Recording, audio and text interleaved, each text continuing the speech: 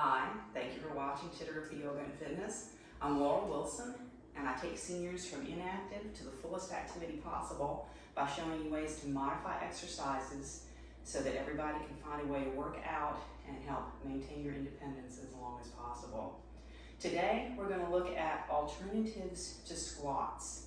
Sometimes we may be recovering from hip surgeries or having other inflammation in our hips, maybe issues with our knees, arthritis, injuries that we're recovering from, and squats just aren't an option. But we still want to work this area of our hips because our hips tend to be the one spot, the one bone in our body that tends to get affected the most by osteoporosis. And by strengthening the muscles of our hips, we strengthen the bones in our hips. Something we definitely want to do if we want to prevent falls and maintain that independence and be able to get around, because our hips are involved in walking and going to the bathroom in several ways, but we won't get into that. So I'm hoping to empower you with some alternatives when you take a class. We're going to do some standing options and some seated options for those who may be taking a chair class. And if you have the option in whatever class you're taking, sometimes you can do both, pick the one that works for you. So I'm hoping with these 5 options that we'll find something that'll work our hips and build those strong muscles and bones.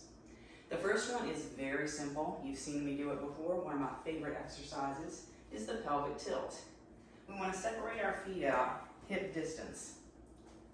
And then we want to find a slight bend in our knees. This way we're not going all the way down like within a squat. And then we're going to tilt forward, squeeze the glutes, tilt our hips forward, and relax. So squeeze the glutes, bring the hips forward, and relax. Drawing in from our belly. So we want to get these muscles involved as well. That way we're working everything front and back of our hip. And you can do as many of these. These are a great option to going all the way back in a squat. Very similar move. The next one is hip circles. So we're going to look at a variation this way, where we're just circling around both directions. It's also a nice one to do when you just finish some squeezing. And then we're going to look at actual just plain glute squeezes without the tilt. It's the same thing. We want to have that hip distance, like bend in the knees. And this time we're just going to squeeze and release, squeeze and release. So our hips tilt forward just a little bit, but we're not working through the front. We're just squeezing the glutes. Now we can also squeeze and hold if you're not in the mood to pulse or do repetitions. You can always squeeze and hold.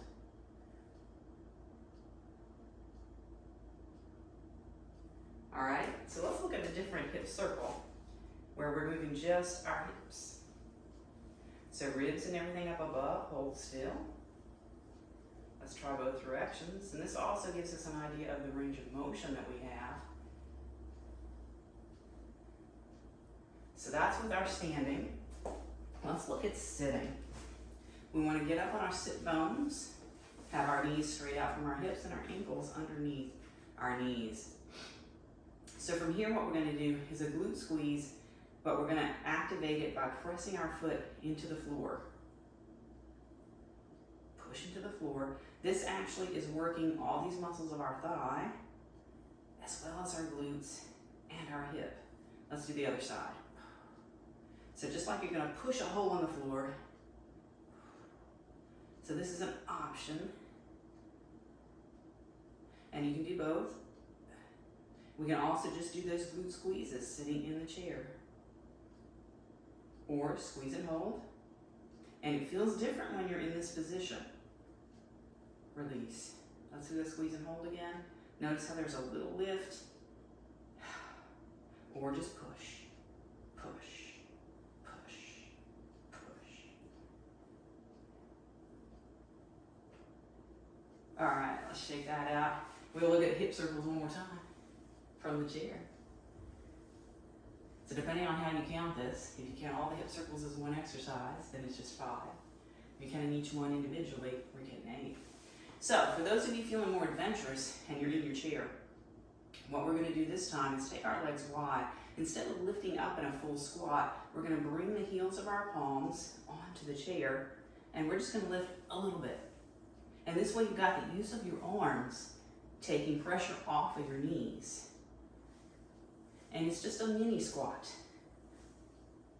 So this is an option when you start feeling a little more adventurous. Let's do 2 more. And we'll bring this back in. So as a bonus, I'm going to show you a stretch for these muscles. And I have a link to a video below that goes into more detail than we're about to go into here. But we can cross here at the ankle and bring our heart forward, pushing back through our tailbone. Some of us might even have the range of motion to be able to go here, and you're going to feel that stretch across those muscles that we just worked. And I highly recommend looking at that video to stretch out if you did do all of these squeezes, especially if you do have a history like I do with hip bursitis or anyone with sciatica. Look at this particular stretch in more detail. And what we just did too, this particular video that we just did, also can serve as a nice warm-up to deeper exercises for those of you who want more. So this is also a good warm-up. But this stretch right here is one of my faves. And I love doing this one in the chair, as you'll find out in that other video. I love doing this one in the chair because of the leverage that it gives you to really get in there and stretch out those muscles. So we don't want them getting tight because that does lead to drawing the bones out of socket, which can lead to the need for hip replacement surgeries and things like that. But also can lead, when we get tight piriformis muscle, it pinches on that sciatic nerve that runs down the leg, and those of you who have had it have told me, whew, it's quite the experience. So if we want to avoid that. Anyway, thank you for joining me today. Please let me know in the comments if you like these alternative exercise videos specific to a particular area. I'm going to have a few more of those in the future. Please subscribe to the channel. Ask your friends to subscribe. It's totally free. Doesn't cost anything but a couple of seconds. A little bit longer if you don't have a Gmail account already, but most of you do. Please subscribe, ask your friends, leave me some comments, and if you enjoy the video, hit that thumbs up so more people out on YouTube will be able to find it. Thank you so much. I'll see you next time.